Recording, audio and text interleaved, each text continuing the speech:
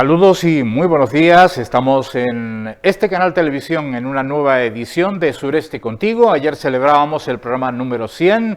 Hoy ya empezamos por el 101, como es obvio, y seguimos avanzando en la semana donde la novedad principal, especialmente en la previsión meteorológica, es la posibilidad de lluvias. En la tarde de hoy no serán intensas, pero desde luego nos va a acompañar esa precipitación en estos últimos días del mes de abril, lluvias 1000. Vamos a ver si se cumple esa premisa y esa es la previsión para la jornada de hoy, aunque hay otros muchos referentes importantes que les vamos a ofrecer en este programa en directo hasta las 12 del mediodía. Nuestra primera ronda informativa con los municipios de la comarca del sureste. Comenzamos saludando a nuestra compañera Obdulia Artiles en el Centro de Producción de Ingenio. Obdulia, muy buenos días. Muy buenos días, saludos Antonio, saludos también desde la Villa de Ingenio a todas las personas que siguen este programa a través de la televisión o a través de la radio a esta hora de la mañana. Y vamos a hablarles de una noticia importante, pero sobre todo muy esperada. Y es que Telefónica desplegará la fibra óptica en el Burrero antes de finales de este año y durante el 2022. Así por lo menos lo anunciaba ayer el director territorial de Telefónica en Canarias, Juan Flores, en un encuentro mantenido con la alcaldesa de Ingenio, Ana Hernández, y el concejal de Nuevas Tecnologías, Ramón Tejera, aunque también adelantó que para ello hay que tener el 100% de las autorizaciones particulares, o sea, de los vecinos. La alcaldesa también expuso al director territorial todos los problemas que ha planteado la ciudadanía sobre la conexión en diferentes barrios y zonas del municipio, esperando conocer cuál es la problemática, cuál puede ser la solución, pero sobre todo qué respuesta administrativa se puede dar por parte del consistorio.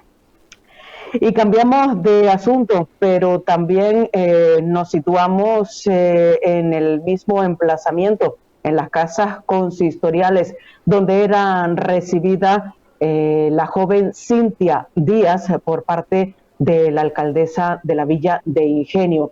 Cintia Díaz representará a Canarias en el certamen nacional Miss Model Mediterráneo Global 2021, acto que se celebrará a mediados de noviembre en Elche, Alicante, y que tiene una proyección internacional. La joven modelo, como decía, era recibida en las casas consistoriales por parte de la alcaldesa Ana Hernández, la cual trasladó el apoyo de todo el municipio a esta joven. Este proceso de Cintia Díaz lo pueden seguir, pero sobre todo apoyar a través de la página de Facebook Miss Model Mediterráneo Global Canarias, Cintia Díaz. Seguiremos de cerca cuál es el resultado, la decisión de ese jurado, dando que Cintia pues tenga todo el éxito del mundo. Y bueno, vamos a terminar con un apunte, ya que el próximo día 5 de mayo habrá una charla organizada por el Cabildo de Gran Canaria sobre la implantación de energías renovables en explotaciones agrarias.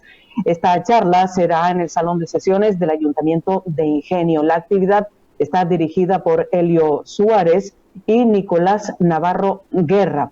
Y además, pues serán los encargados de impartir la charla Abel Suárez, que es ingeniero industrial especialista en energías renovables, y Arcadio Domínguez, que es ingeniero técnico superior en energías renovables.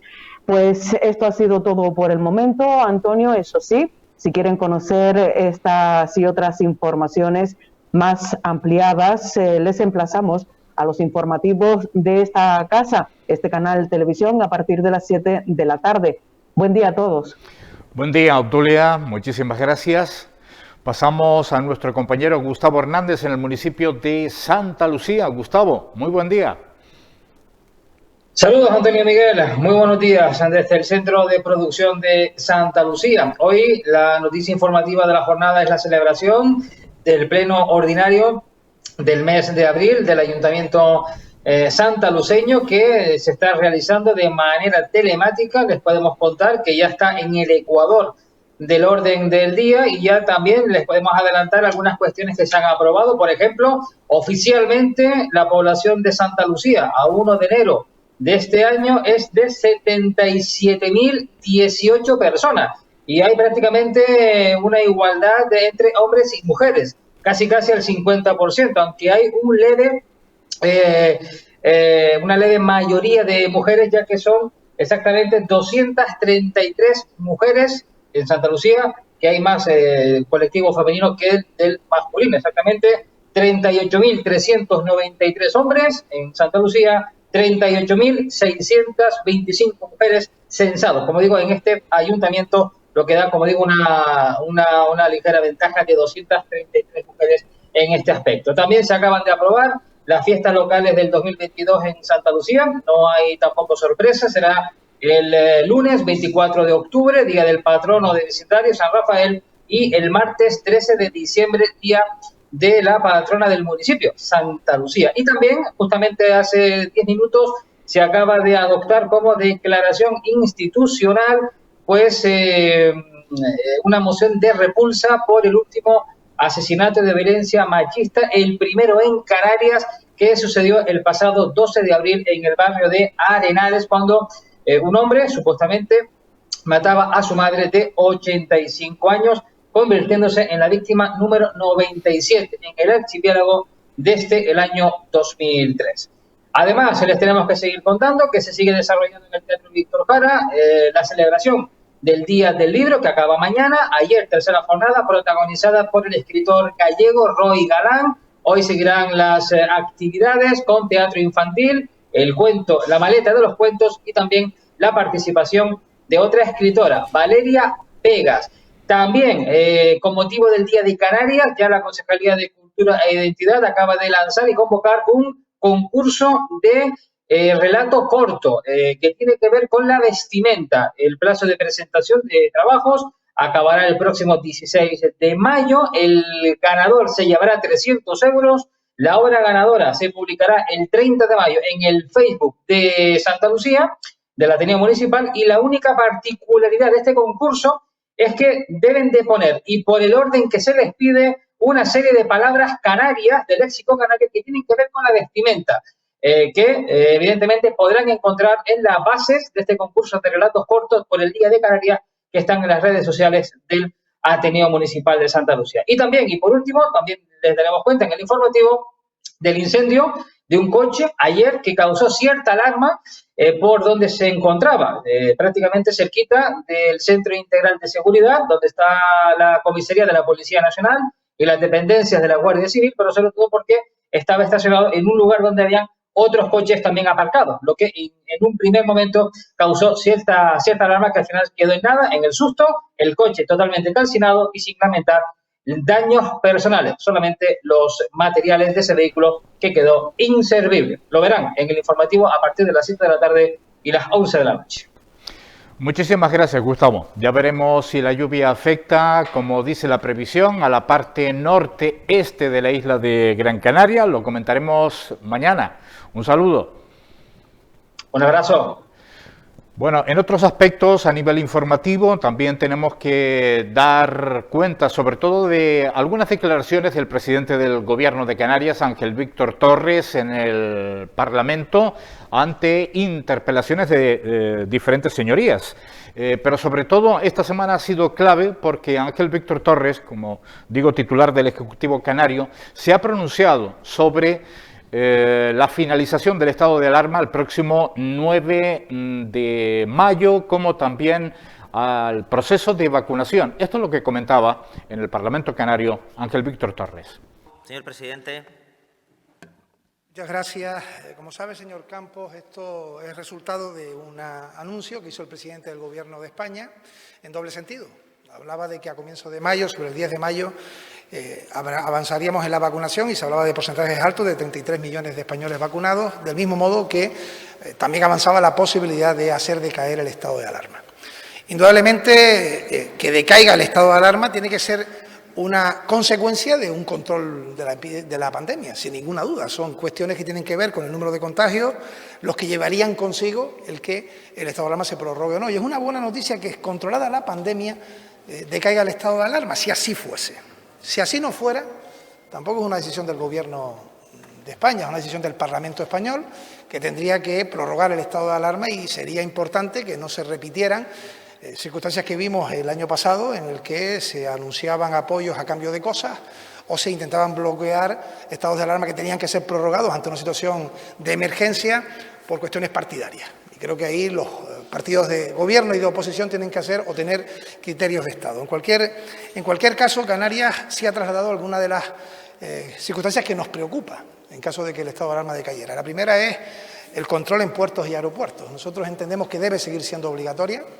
Ha funcionado bien, como bien sabe usted, porque participó en la decisión. El 16 de marzo del 2020 tomamos decisión de cerrar puertos y aeropuertos, y fue una de las claves, y lo hicimos en consenso con todos los grupos políticos, agentes sociales y económicos, para poder controlar en esa primera fase la pandemia en nuestra región. Y por tanto debe haber controles obligatorios en puertos y aeropuertos. Debe haber también mecanismos para que se controlen el número de personas que se agrupen en espacios privados públicos o también en lugares de culto, e indudablemente en ese control del continente a Canarias y entre islas, bien que sea obligatorio con una prueba negativa, bien porque la persona ha padecido y ha pasado ya la enfermedad, o bien porque está inmunizada con doble dosis. Que se arbitren mecanismos al respecto y que eso esté perfectamente estipulado, y eso se lo hemos trasladado ya al Gobierno de España en caso de que fuera necesario tomar medidas extraordinarias que permita la ley, la legislación, si decae el estado de alarma. Entre tanto, tenemos los datos de estos días. Las cosas van aparentemente a mejor, sin lanzar falsas expectativas. Hay que seguir cuidando las restricciones. Hay comunidades que empiezan ahora a abrir la restauración, y serán días claves para saber qué ocurre finalmente con el estado de alarma. Bueno, pues precisamente en la jornada de ayer algunos miembros del Gobierno han insistido en la misma idea. El estado de alarma se acaba, finaliza el 9 de mayo. Acaban ustedes de escuchar al presidente del Gobierno canario insistiendo que para que eso suceda tienen que articularse otras medidas. También hablaba Ángel Víctor Torres de otro tema tremendamente sensible, que son las ayudas a las pequeñas y medianas empresas. Muchas gracias y buenos días. El estado de la tramitación es el siguiente. Aprobado un primer decreto ley de ayudas directas que otorgaba 1.144 millones de euros a Canarias, la mayor cantidad de todas las comunidades, por una cuestión de justicia, lógica, porque es la comunidad más afectada por la pandemia en lo social y en lo económico. Se hizo preciso por parte del Gobierno de Canarias activar mecanismos para que pudiera corregirse algunas cuestiones que entendíamos no eran justas. El poder ampliar el número de empresas, los criterios, también el que pudiera haber empresas que tuviesen pérdidas en el año 19. Y la buena noticia es que después de que el 24 de marzo se remitió una primera carta a la Secretaría de Estado, que nos reuniéramos también con Baleares para hacer fuerza común el 29 de marzo, y luego mandar también una carta a las ministras de Economía y Hacienda, pues el decreto de ley fue modificado y se atendió a estas peticiones que desde Canarias hacíamos. En estos momentos se ha enviado ya la última propuesta de Canarias. Esto lo firma la Consejería de Hacienda con el Ministerio de Hacienda y las agencias tributarias, y es cuestión de horas o de días el que ese convenio ya se firme. La previsión era que estuviese ya firmado en el día de hoy. Hemos hecho algunas matizaciones. Creo que es muy importante la labor que están haciendo las cámaras de comercio, porque agilizan y dan respuesta definitiva. Y una vez que este convenio se firme, que repito, puede ser cuestión de horas o de días, en 10 días los fondos llegarán a Canarias. A partir de ahí se tiene que activar un mecanismo legislativo que será un decreto ley urgente, en el que ya se está trabajando los servicios técnicos, jurídicos y distintas consejerías, administraciones públicas, Hacienda, Economía y el resto de las áreas también, para que con un mecanismo que ha funcionado bien, que es el decreto ley de las ayudas directas del Gobierno de Canarias, poder llevar estos fondos a las empresas, incluso en tanto en cuanto están las convocatorias abiertas, con el objetivo de que ningún euro deje de llegar a las empresas canarias, porque todas podrán acogerse con una condición: tienen que tener un 30% de pérdida. Y por tanto es evidente que, del mismo modo que vienen ayudas a Canarias por su especial incidencia en lo económico, llegarán a las empresas acorde a su incidencia económica. Y estamos haciendo también una propuesta al Gobierno de España que se haga por tramos, según el daño económico, según el número de los trabajadores y la preservación del empleo. Y por ello es clave, como bien dice usted, que estos fondos lleguen cuanto antes. Queremos que todo se ejecute en el año 21 y que si no fuera así tuviéramos alguna posibilidad de prórroga, pero queremos que lleguen cuanto antes porque junto a la vacunación y el control de la pandemia, la preservación de las empresas depende también de estos fondos paliativos que son claves y esenciales. Y una última cuestión, porque sí hemos hablado en materia de la población en relación al estado de alarma, hemos mencionado a través de las propias palabras del presidente del Gobierno de Canarias, tanto el proceso, insisto, de vacunación como estado de alarma, como las ayudas a las pequeñas y medianas empresas, falta el pilar básico de nuestra economía, que es el turismo. Ángel Víctor Torres.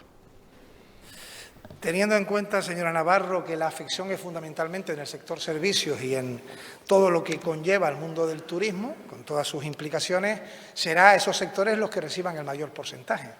De hecho, en los fondos europeos hay cerca de un 30% que va a transformación verde, pero fundamentalmente también a lo que tiene que ver con la implicación de la reconversión turística hacia un turismo sostenible, y las ayudas del Estado indudablemente irán a empresas que están ligadas con el sector turístico. Gracias, señora Navarro. Señor presidente.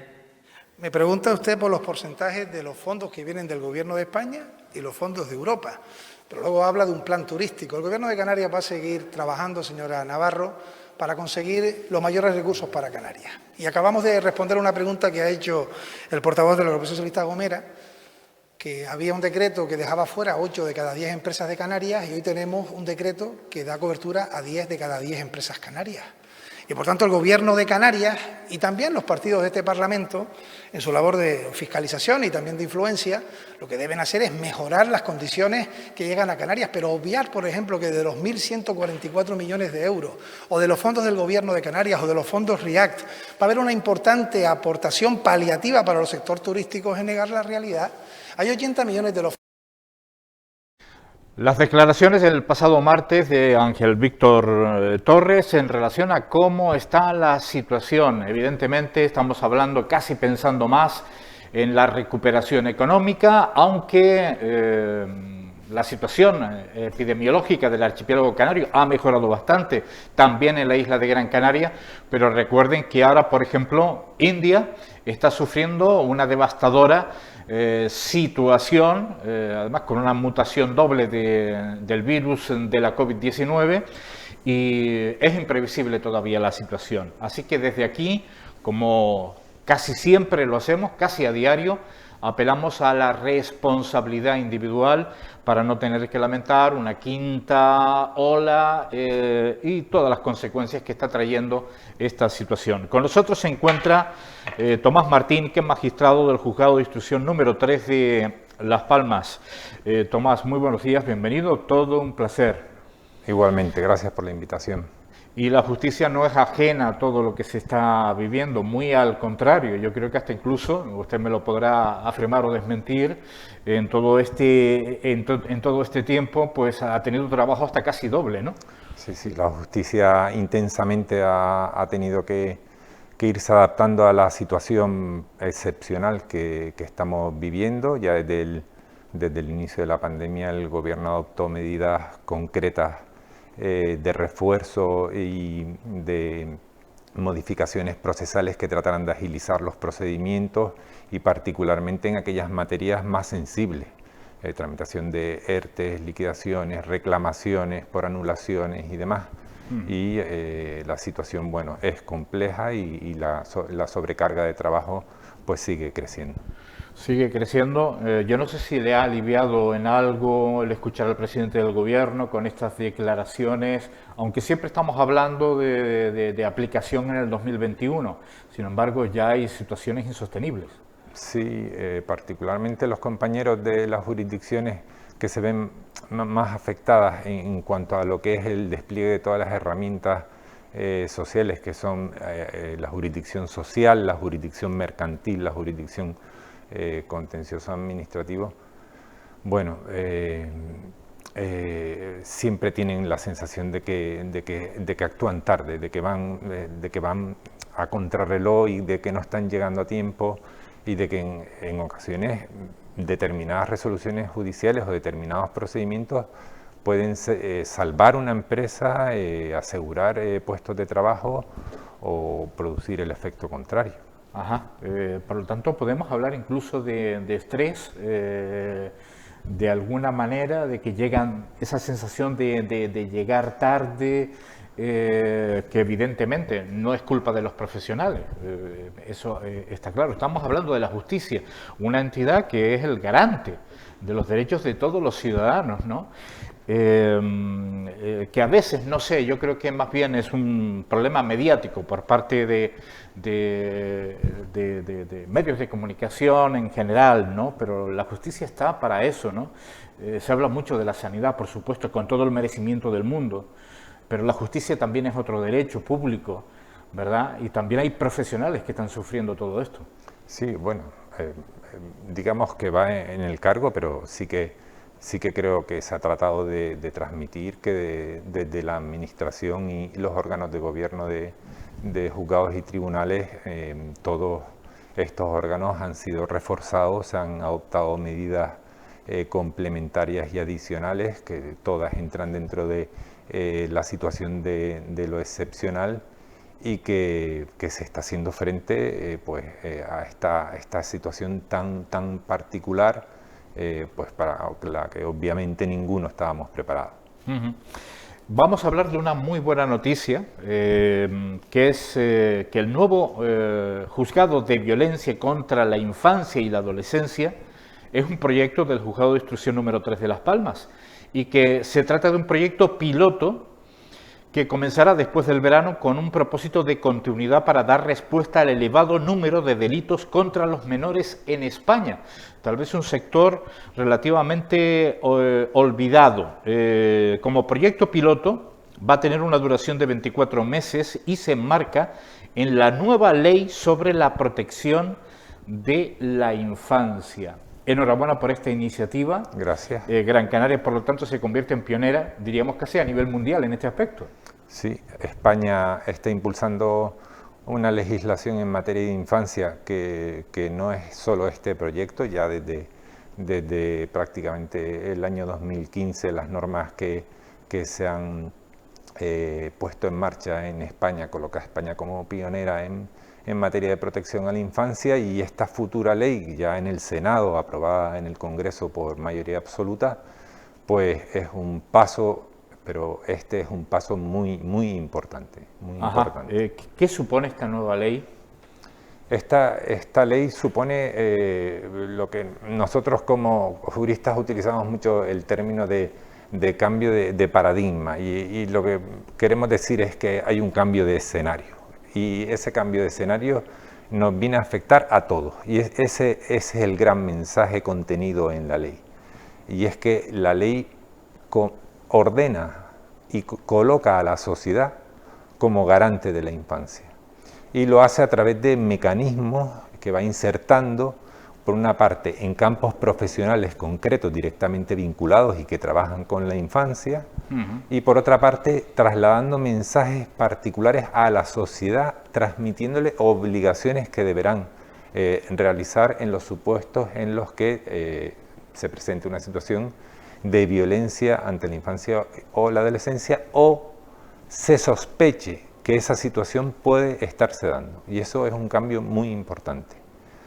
O sea, ahora ya pasamos de la obligación de denunciar frente a la percepción de algo que es un delito, a la obligación de denunciar porque tengo la sospecha de que se está cometiendo un delito.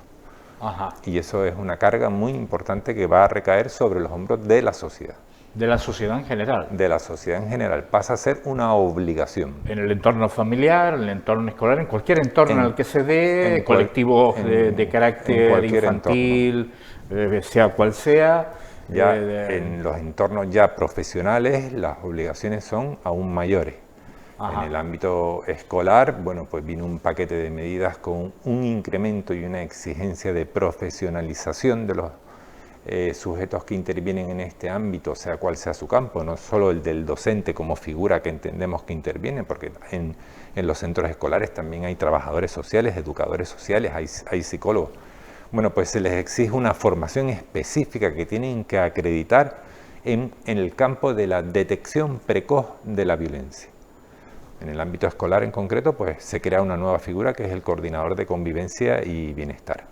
Pero es que pequeñas entidades, pues como un pequeño club de fútbol de los que tenemos en nuestros municipios, en Ingenio, Santa Lucía, bueno, pues tendrán que tener un delegado de protección encargado de velar porque no se produzcan situaciones de violencia que, por desgracia, mirando hacia atrás, vemos que se han producido.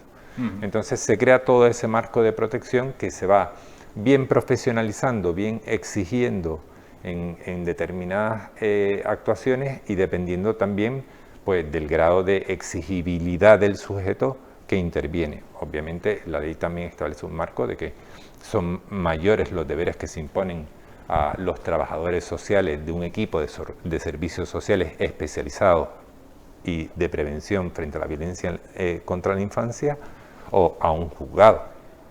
Pero lo cierto es que el marco que dibuja la ley es nosotros como sociedad tenemos que ser garantes de que la resolución pacífica de conflictos, la no violencia y la detección precoz de situaciones que pueden ser constitutivas de un delito, tenemos que asumirla. Ajá. La definición de violencia, estamos hablando siempre de violencia física, que es lo primero que nos viene a la mente, violencia en todos los aspectos, puede ser psicológica, puede ser acoso, puede ser bullying, puede ser un largo ramillete de cuestiones que pueden cercenar a un pequeño, por ejemplo, aunque estamos hablando de infancia y adolescencia, pero tenemos muchísimos ejemplos, ¿no? de jóvenes que no tuvieron esa oportunidad, que ahora ya son adultos, evidentemente, y tuvieron ese tipo de capítulos, por ejemplo, en un centro educativo, y han tenido que crecer con gran afán de superación para poder olvidar de alguna manera esos capítulos yo diría que de limitar los derechos de esa persona. Sí, en este aspecto la ley trata de ser ambiciosa porque por una parte en su primer artículo trata de hacer una definición muy amplia de violencia, es decir, de la negligencia, el abandono, el maltrato físico, la violencia psicológica, incluye figuras particulares que a lo mejor a nosotros nos suenan un poco como lejanas, pero que las tenemos aquí, como la mutilación genital femenina, como el trabajo infantil.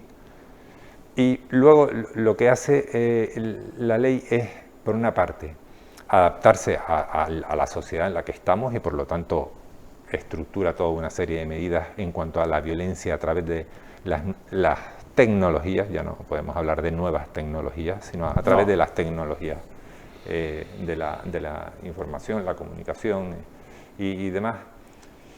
Y introduce una herramienta que a mí me parece muy importante en el campo educativo y que habrá que ver cómo se articula. Y es que la primera medida para poder prevenir que un niño o una niña puedan evitar el sufrir un delito es que ellos tienen que estar formados para ser capaces de detectar que lo que está ocurriendo no está bien. Ajá. Y esa cultura preventiva, esa educación preventiva dirigida directamente a los niños, se introduce ahora como una herramienta que directamente compete a los profesionales. Ajá. Es decir, a los niños tenemos que educarlos.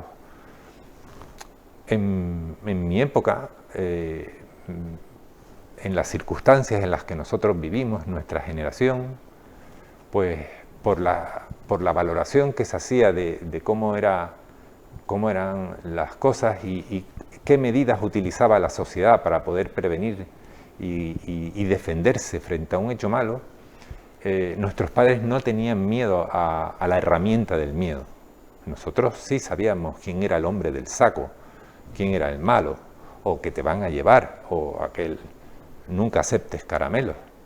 Eso después se fue diluyendo a través de recomendaciones que no es que carezcan de sentido, pero no hemos sabido reformular el cómo llegar a esa misma finalidad. Es decir, educar de otra manera acorde con los tiempos. Exacto, que un niño sea capaz de definir su cuerpo, de saber que hay determinadas partes de su cuerpo que no se pueden tocar, y esa educación hay que darla desde pequeñito.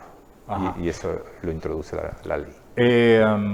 Insistimos que este nuevo juzgado de violencia contra la infancia y la adolescencia es el primero de toda España y crea, por supuesto, precedentes a nivel mundial, con lo cual, insistimos, estamos hablando de una auténtica novedad que se adelanta a la propia ley.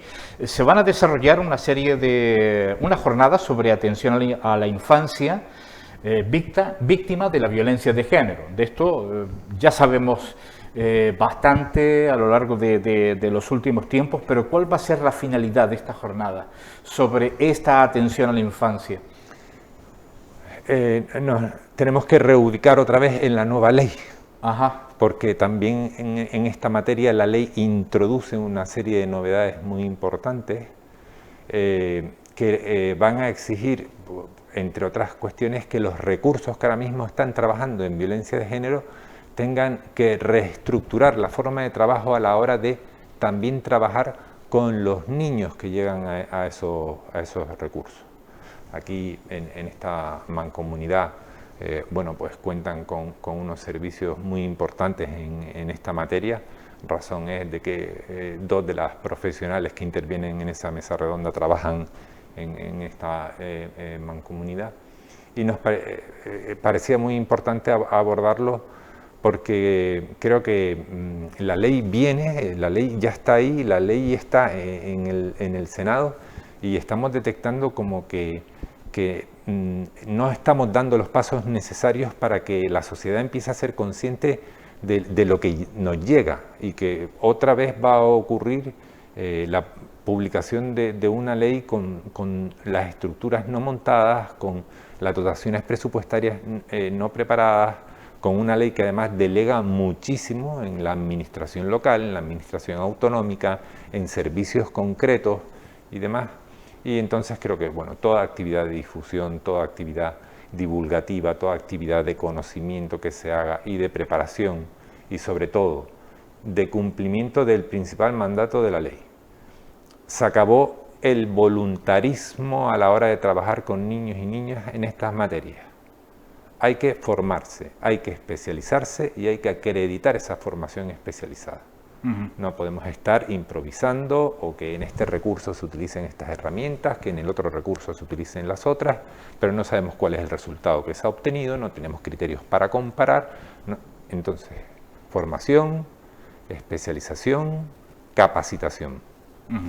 Es lo que indica uno de los preceptos que creo que es el que más va a tener que cambiar en los diferentes colectivos, Diana, por así decirlo, que es esa capacitación, evidentemente, para trabajar en esta materia. Somos conscientes, venimos siendo conscientes de lo que se refiere a la violencia de género, cómo afecta a los pequeños. Desde hace unos pocos años para acá ya los estamos incluyendo, porque antes eran, digamos, un colectivo absolutamente anónimo. Sí, anónimo, en esa materia ha habido mucho debate, pero lo cierto es que tampoco ha dejado de haber evolución en sentido positivo. Ajá. La ley del 2004 en España fue tan transgresora, entre comillas, fue tan novedosa, fue tan importante, que tuvo la capacidad de absorber y centrarse en la mujer como víctima de violencia de género. Es el desarrollo de la ley, los pasos que se van dando, las experiencias que se van acumulando, cuando la figura de los menores, que aparecían mencionados en la exposición de motivos de la ley, ya la exposición de motivos de la ley del 2004 nos decía, los menores sufren esta clase de violencia, pero no se articularon medidas. Es el paso del tiempo el que ha ido permitiendo que se vayan articulando medidas, y que creo que de una forma más que satisfactoria van a concluir con el redactado de este proyecto de ley del que hablamos. ¿Cuándo van a tener lugar estas jornadas?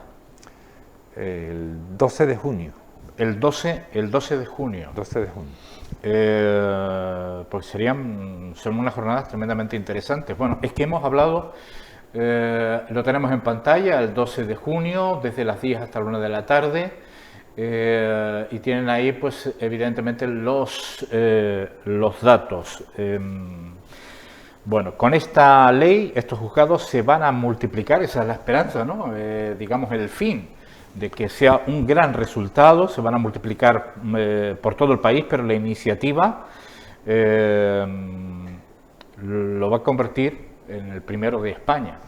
Sí. Nos sentimos orgullosos en ese aspecto, debemos sentirnos orgullosos. Sí, sí, nosotros desde la parte que nos toca nos sentimos contentos, orgullosos y también responsabilizados.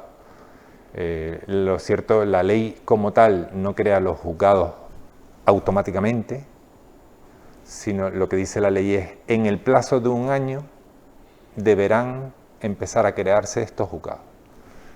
Y lo que nosotros queremos con este proyecto piloto es aportar algo que no ocurrió con los juzgados de violencia contra la mujer en el año 2004, y es que se partió con 0 experiencia. Y nosotros, una de las pretensiones que tenemos es que cuando ya estos juzgados sean una realidad, podamos llegar con nuestra maleta de experiencias a decir, esto no lo hemos hecho bien, esto nos ha salido bien, creemos que estas prácticas se pueden mejorar, creemos que estos recursos son indispensables, y ese es uno de los objetivos importantes para nosotros del proyecto piloto. Insisto, nuestra felicitación por la parte que le toca y a todos sus compañeros, porque estamos hablando de algo tremendamente sencillo, muchas veces complicado, no lo sé, pero sencillo porque los menores, la infancia, los adolescentes tienen una serie de derechos que no pueden ser trastocados por ningún motivo, al igual que todas las personas. Estamos en un Estado de Derecho y todos tenemos también las herramientas para defendernos a través de la justicia, que la justicia no es una entidad lejana, como muchas veces se nos muestra a través de la pequeña pantalla. La justicia está aquí, evidentemente, como una herramienta poderosa, la más poderosa, con la ley, con el derecho en la mano, para defender a los ciudadanos. Yo le pregunto, ¿está de acuerdo que tal vez ficticiamente la justicia parece algo como muy lejano de la ciudadanía del día a día, de que podemos contar con la justicia y la justicia no es, digamos, una entidad sancionadora, por así decirlo, sino que es un garante de los derechos? Bueno, es cierto que a la justicia, pese a que en los últimos años se ha tratado de mejorar, le ha faltado capacidad comunicativa y pedagógica. Porque claro, si tú desarrollas una actividad donde por automatismo el 50% de la población que acude a ese servicio va a quedar insatisfecha en cuanto que ha perdido el pleito, hay otro 50% que admirará a la justicia. Es muy importante el transmitir las herramientas que constituyen la justicia, quienes la integran, quienes forman parte de ella, la dedicación y el trabajo que se hace dentro de esta actividad, para mí maravillosa, y que es cierto que nosotros, en mi papel, el juzgado de instrucción solo investiga delitos. No enjuicia delitos, solo investiga delitos. Por lo tanto, nosotros vivimos en el fracaso permanente, porque cuando nosotros llegamos tarde, siempre, porque ya ha ocurrido el delito. Entonces, nosotros a partir de ahí lo que tenemos que hacer es desarrollar a través de los mecanismos que nos vienen marcados por la ley, de la mejor forma posible, el trabajo que nos viene encomendado. Y claro, si nosotros cometemos errores como no adaptar la justicia a una víctima que es una niña o un niño cuyas necesidades no son las mismas que las de un adulto, si no desarrollamos conductas que consideramos como un poco apartadas de la ley, pero pues la espera de la víctima, el nerviosismo de la víctima, la empatía con la víctima, esa clase de formación que debemos tener, pues el ciudadano sale con cierta sensación de insatisfacción. Sin embargo, en el plano concreto, realmente, y en el trato con el ciudadano en el día a día, ves que en muchas ocasiones tu esfuerzo sí que es valorado, que los ciudadanos conocen lo que se ha hecho, tienen la constancia de que ha habido un trabajo, de que ha habido una resolución y luego de que hay un sistema de recursos y demás. Pero a la justicia le falta reforzar su capacidad pedagógica. Bueno, precisamente es uno de los objetivos de esta conversación, además de la gran noticia que constituye esta sensibilidad hacia el entorno, ante la nueva ley sobre todo, pero como nuevo juzgado de la infancia y de la adolescencia que se crea en la isla de Gran Canaria, que se crea en Las Palmas y que va a ser todo, yo estoy completamente convencido, un éxito y ese precedente para poder después descargar toda esa experiencia en el resto de juzgados. A mí no me gustaría finalizar esta conversación sin preguntarle una opinión relativamente generalizada. ¿Se está judicializando demasiado la vida cotidiana de las personas? ¿Nos está faltando entendimiento para llegar, nunca mejor dicho, un entente cordial en la resolución de un problema? Porque algunos analistas han dicho que esto está sobrecargando en exceso a la justicia, ¿no? Cuando nos quejamos de la lentitud, pero es que básicamente cualquier cuestión se dirime en los juzgados, no hay una intermediación, no hay una capacidad de vamos a resolverlo de buenas maneras, vamos a resolver este problema. ¿Es cierto? Nos falta formación a todos, a la sociedad en general, en el acceso a herramientas como la resolución pacífica de conflictos. En concreto ahí lo podríamos enmarcar en el ámbito escolar, en la mediación o en el arbitraje como herramientas alternativas a juzgados y tribunales. Y esa falta de formación o la falta también de afianzamiento de las herramientas necesarias para que esos recursos puedan ser útiles y eficaces, efectivamente conduce a que en muchas ocasiones se judicialicen asuntos que conllevan pues una saturación y una sobrecarga de trabajo y además que en muchas ocasiones generan más insatisfacción. Sí. Es decir, es un tema muy amplio. Es amplísimo el tema. Es un tema muy amplio y bueno, ojalá tengamos la oportunidad de seguir en este programa y con usted, si así lo tiene bien, el poder acercar la justicia desde otro ángulo muy diferente sobre los esfuerzos que hacen los profesionales. El ejemplo, volvemos a decirlo, el juzgado de violencia contra la infancia y la adolescencia. Este es un ejemplo de la preocupación y las ganas de mejorar de los profesionales de la justicia. Tomás Martín, magistrado del juzgado de instrucción número 13 de Las Palmas. Muchísimas gracias por haber estado con nosotros y haber sido tan didáctico en este aspecto.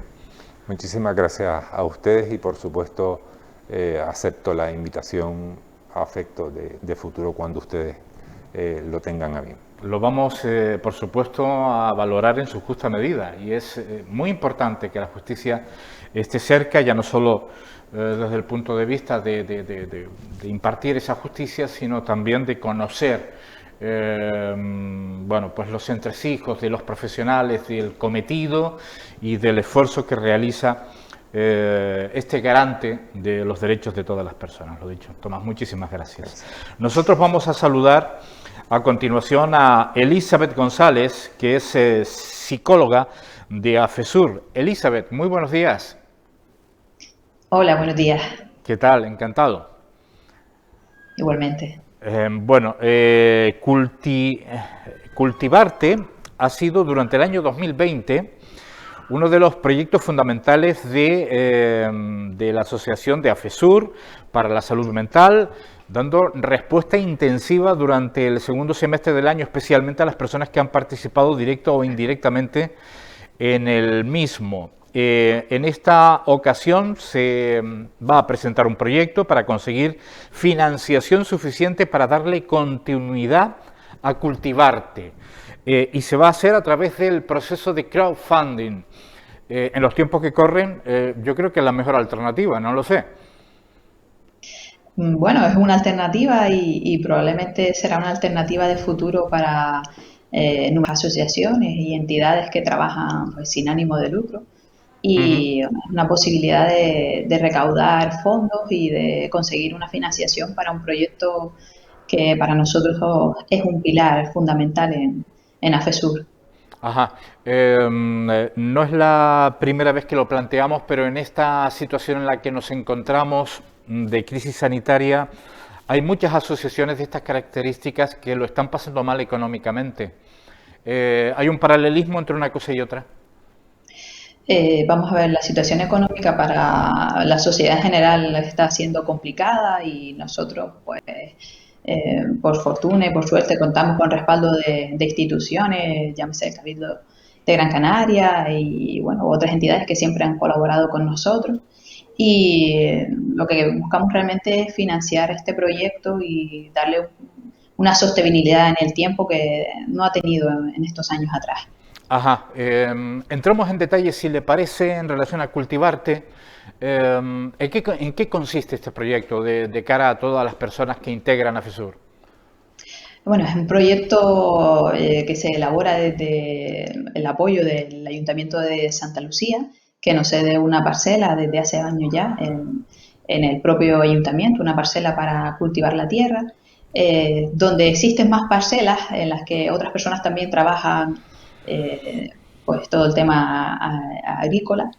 Y bueno, lo que se trata es de elaborar un proyecto donde las personas consigan sus propios frutos, ¿no? Elaboren sus propios frutos desde la tierra, desde el intercambio intergeneracional, desde sentirse útiles y de que ellos mismos pues obtengan esa recompensa de llevarse a su casa pues unos calabacinos, una piña y unas papas que ellos han visto crecer, que han plantado y que han florecido gracias a su esfuerzo. Que no hay satisfacción mayor, ¿eh? Probablemente, y nosotros que venimos de la zona sureste por excelencia, es una zona de plantación y de cultivo durante muchos años y se ha dado así en muchas generaciones, seguimos manteniendo esa pequeña llama viva del nexo con la tierra. Sí, con la tierra, con la naturaleza, y además es una de las mejores terapias, dicho por todos los expertos, ¿verdad? Esa conexión, esa armonía con nuestra propia naturaleza. Sí, esa conexión no se logra en una sala, en una sesión individual o en un taller o en un centro de día. Estar al aire libre, esa posibilidad de generar algo, de crear algo, de ayudar a hacer que algo crezca y que nazca, no la proporciona ninguna terapia alternativa que hasta ahora hayamos comprobado. Bueno, vamos directamente al crowdfunding, que es una modalidad, bueno, todavía la ley de mecenazgo en nuestro país se espera, pero tenemos el crowdfunding como alternativa, bien para iniciativas como esta, bien para cualquier iniciativa de carácter general. ¿Cómo se puede colaborar en este sentido o qué datos nos pueden facilitar para colaborar? Existen dos formas de colaborar diferentes. Pueden entrar en la página de Fundación Triodos, que es quien, digamos, nos está apoyando, ¿no?, en este proceso de crowdfunding, y buscar el proyecto Cultivarte con nuestro logo, que ahí estamos, hay distintos proyectos, ¿vale? En la dirección de correo electrónico se puede hacer una aportación directamente ahí, en esa página, o para las personas que a lo mejor pues les dificulte un poco más el manejo de los ordenadores, de las nuevas tecnologías y les guste pues un poco más lo tradicional, también lo pueden hacer directamente aquí en la sede de AFESUR, en vecindario, al lado del Museo de la Zafra, que estamos nosotros, ¿vale? Y colaborar y hacer el ingreso aquí. Nosotros de alguna manera les hacemos llegar el recibo y bueno, se ve reflejado también. Le ayudamos en ese proceso que a veces a algunas personas les cuesta un poquito más. Bueno, están las dos alternativas para aquellos que sí se manejan a través de Internet, para aquellos que no se las manejan tanto con la tecnología, pero que están además haciendo una colaboración de carácter social muy importante en relación a FESUR. Tiempos mejores, tiempos peores, pero se han mantenido. ¿Cuántos años ya? Pues realmente los inicios de AFESUR estamos hablando del año 1997 aproximadamente. Aquí en la zona sureste se creó un proyecto, el proyecto RISEN, que trabajaba con personas y familias con problemas de salud mental, ¿no? Y ese fue, digamos, el inicio, haciendo pues una analogía del proyecto Cultivarte, ¿no? Fue esa primera semilla que propició que después determinadas familias se unieran y fundaran AFESUR, lo que es hoy AFESUR. Pues toda clase de suertes. Entiendo que ya está abierta la campaña de crowdfunding. Está abierta, estamos hasta el día 17 de mayo. Cualquier colaboración se acepta. Hay personas que han colaborado con 5 euros, hay personas que han dado 100 euros, ¿vale? Cualquier colaboración que den para nosotros es totalmente válida. Agradecidísimos al que da 100 euros y al que da 5 euros también, porque sabemos el esfuerzo que supone para cada persona pues dar esos 5 euros o esos 10 euros, lo que quieran aportar. Y bueno, pues estamos, digamos, ahí en mitad de la campaña hasta el día 17, con ánimo, con ilusión y intentando desarrollar y dar a conocer también qué es lo que hacemos dentro de AFESUR. Ajá. Bueno, estando a mitad de campaña, ¿se puede hacer una valoración o todavía no? ¿Estamos consiguiendo los objetivos? Estamos en ello, estamos en ello. Todavía bueno. Queda, pero bueno, yo creo que con colaboraciones como la de ustedes, con otras entidades a nivel de periodismo que nos han apoyado, pues seguramente daremos otro pequeño impulso a la campaña. Bueno, cuantas veces haga falta de aquí a que termine la campaña, nosotros dispuestos evidentemente a colaborar y apoyar, porque ese es precisamente nuestro trabajo. Y sobre 100 o 5 euros, ustedes no, me refiero a la audiencia, no se corten en ningún momento, porque a lo mejor resulta que aquella persona que dio 100 euros lo dio con suma facilidad porque está en una situación un poco más holgada, mucho más cómoda, y a lo mejor aquella persona que dio un billete de 5 euros fue un esfuerzo enorme, pero los dio con todo el corazón. O sea que la cifra es lo de menos, colaboren. Creo yo que es la gran invitación o la invitación final, Elizabeth. Colaborar y difundir también el proyecto, que de alguna manera sepan pues toda la población en general, quien no nos conoce, porque por suerte, por desgracia, pues no ha tenido necesidad de hacer uso de nosotros, que difundan quiénes somos, que difundan qué hacemos, ¿no? Y que existen proyectos que de alguna manera, en este caso, tienen un tinte diferente, ¿no? a lo habitual que se hace en otras entidades, que tenemos ahí una parcela maravillosa que nos da muchísimas cosas y sobre todo muchas satisfacciones a las personas que la trabajan. Bueno, asociaciones como AFESUR, hay otras muchas en la comarca del sureste especialmente, debe ser por el carácter solidario de nuestra gente.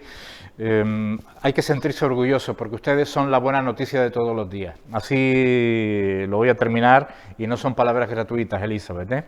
Muchísima suerte y muchísimas gracias por haber estado en la línea directa de este canal Televisión. Muchas gracias a ustedes por colaborar con nosotros como siempre. Buen día.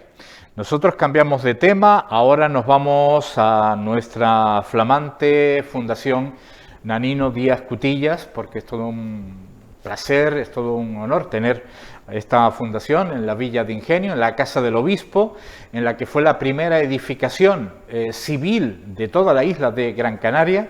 Es un dato que no hay que olvidar, a veces es un dato un poco escondido y flamante porque es de recién inauguración y estamos en el abril literario, primavera y poesía, que mañana va a tener también una nueva edición y estamos muy acostumbrados a ver a través de la pequeña pantalla y sobre todo en las redifusiones, en la emisión o reemisión de todo lo que suceda para acercárselos a ustedes en esta situación de crisis sanitaria donde no se puede albergar a toda la gente que quisiera, a todas las personas o interesados que quisieran en la Casa del Obispo, pues este canal Televisión hace lo propio. Y el próximo lunes ustedes tendrán cumplida referencia en diferido de lo que va a acontecer en la jornada de mañana. Casandra González, filóloga, muy buenos días. Muy buenos días. Además, acostumbradísimos ya a ver a Casandra pues, en esa mesa, moderando, presentando. ¿Qué tal la experiencia?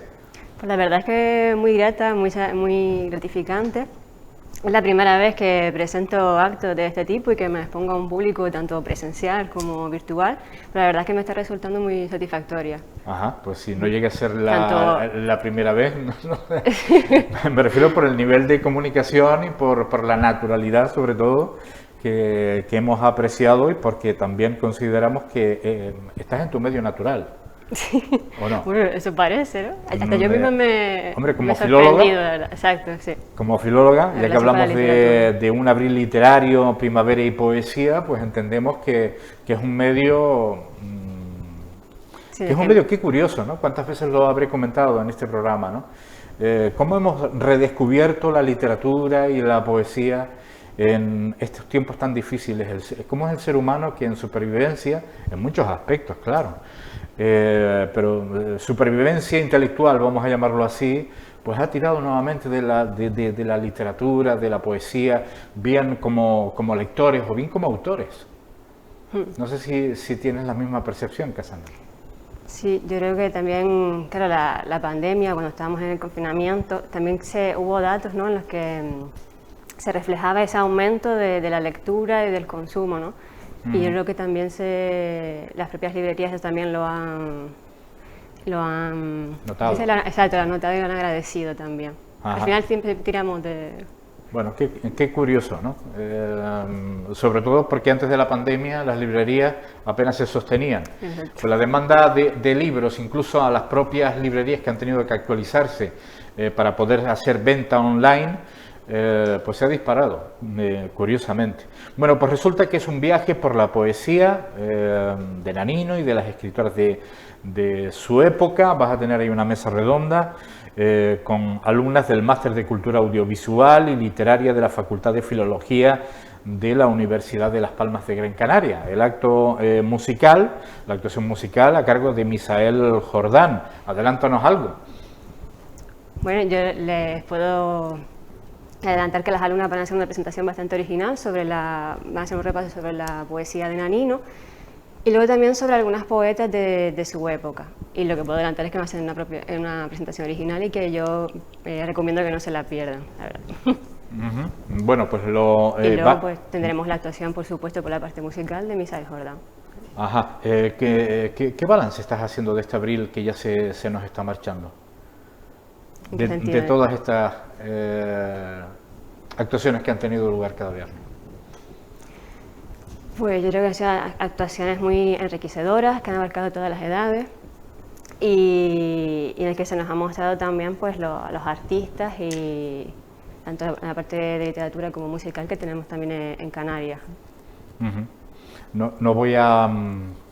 No voy a pedir un adelanto de esa presentación original de mañana, ¿verdad? Porque sí, si no, yo prefiero que usted recomiendo que la vea para que... Se va el factor sorpresa, Exacto. Aunque nosotros desde esta casa, pues ya, insisto, lo venimos haciendo. Todas las semanas, pues tendrán ustedes la redifusión de todo el acto. A lo largo de este abril literario, primavera y poesía, ¿cuál es la mayor sorpresa? Tal vez el que te has llevado como experta, como filóloga, tal vez la configuración, el perfil del público, cuando dices que ha habido mucha gente joven. Sí, ¿Qué es lo que más te ha sorprendido en este mes? Pues yo creo que dar la oportunidad también en este caso y en este tipo de actos, la oportunidad también de mostrarse, ¿no?, y ver caras nuevas. Y ampliar un poco en este sentido de literatura y que vemos que también se pueden hacer otro tipo de formatos y de adaptaciones. Por ejemplo, ¿qué otros formatos? Por ejemplo, este que estamos viendo, ¿no?, de retransmitir a través de este canal o de las propias redes también, que tanto nos han salvado durante esta época de pandemia, por suerte. Sin duda. Sin duda. Sí, pues está claro que hay muchas maneras de que la cultura llegue, de que los actos lleguen, de que sean más cercanos, de no solo circunscribirnos a un aforo.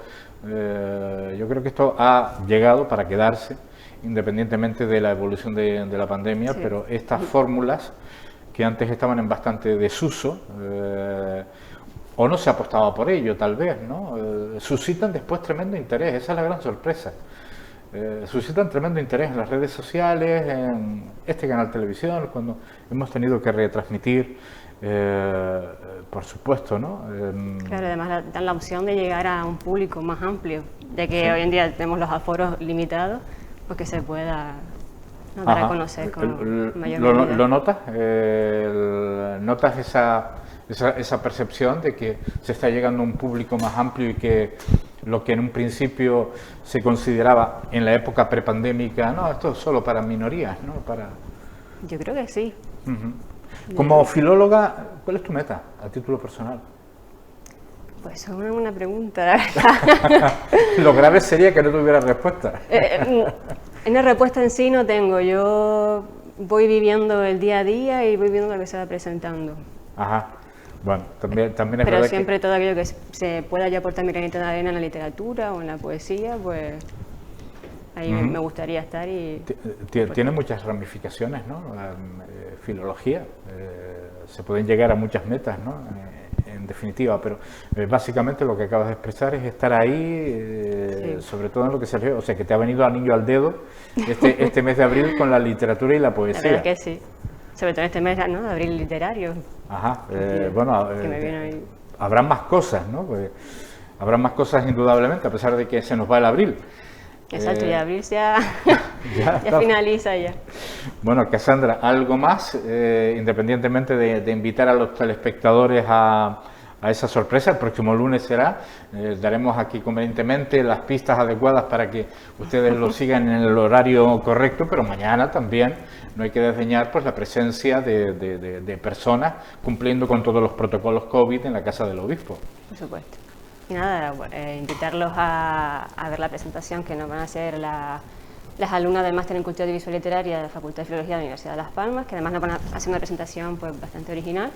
Y luego pues disfrutar por la parte musical de Misa de Jordán, que es un excelente músico también. Pues Cassandra, muchísimas gracias y un placer. Muchísimas gracias a ustedes.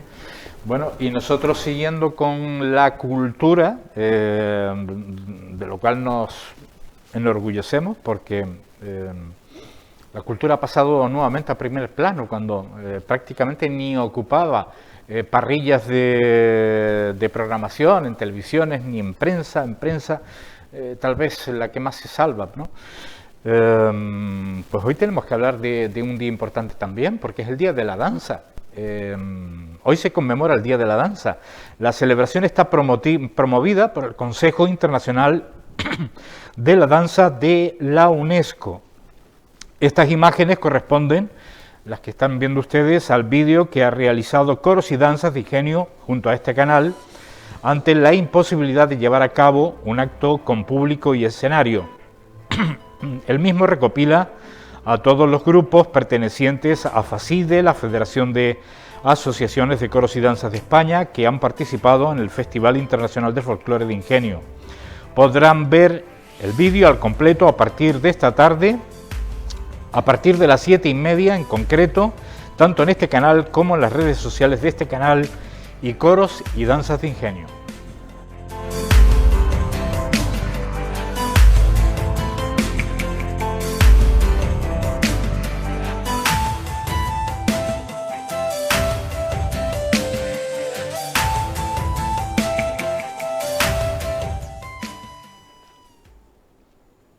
Así que enhorabuena no solo a todos aquellos que practican la danza, sino a todos aquellos que también la disfrutan, por supuesto. Y nosotros, como el mejor colofón que podíamos encontrar, pues vamos a despedirnos el programa de hoy con un vídeo de la Escuela Municipal de Danza de la Villa de Ingenio. Con este vídeo nosotros nos despediremos hasta la jornada de mañana. Tengan ustedes muy buen día.